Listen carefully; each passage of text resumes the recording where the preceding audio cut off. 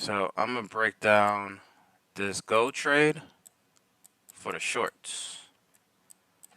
So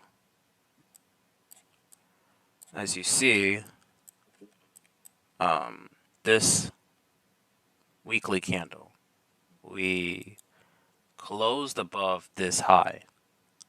So anytime, for me, anytime I see a weekly candle close above a high, I'm anticipating that the next week would take out this high, which we did.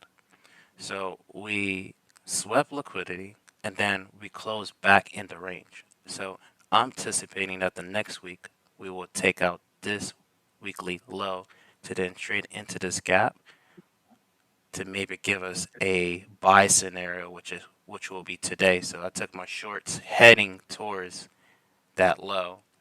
Now, when you look at silver, silver closed above this high here, all right?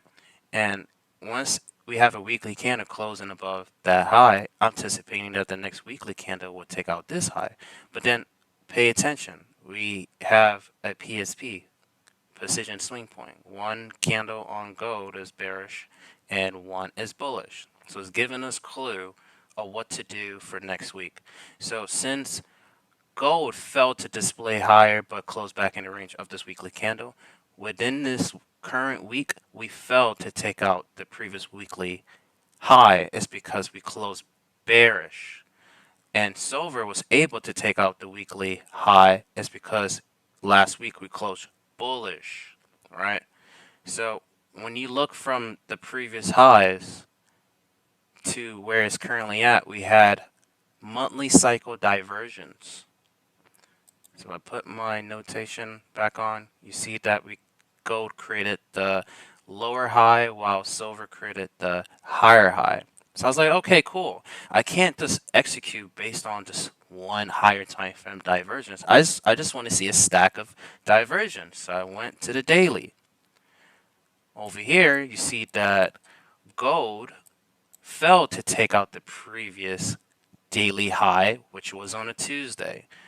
But then silver was able to take out the previous daily high, which was on a Tuesday, which Wednesday took out Tuesday high.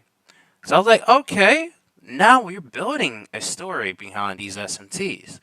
So then I go down to a lower time frame. All right, I come over here,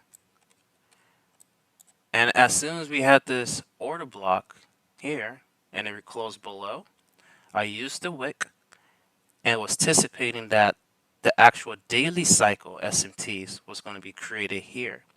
So I enter here, right, after having the weekly cycle SMT. So the weekly cycle SMT, the last up candle of this weekly cycle SMT, I want to see a candle closing below and then retesting that. So I enter right there just based on the weekly cycle, not just the daily. But as soon as I enter, it created daily cycle, which gold refused to take out Asia high during London session. But then if you come to silver, you see that silver took out um, Asia high during London, creating divergence, right? So now you have three SMT stacks, right? And the sells for silver, it was this last up candle that took out the liquidity. You wait for a candle to close below the opening of that candle. You draw a line, imaginary line to the right. It wick, sold out, inverted this gap, and gave me the chance to like have price sell lower. And then I added more when we created this order block, and then we display lower, taking out this short-term low. And I'll say, hey, when we get the retracement into this order block, I'm going to add another contract. And as soon as it traded into that gap, I added another contract and then it sold off. And where I wanted to take it to was this low where I bought it from because we created divergence here. And if we take old divergence lows, price is going to dump pretty strong. And I back tested several times, and anytime we take old SMTs, the dumps are crazy.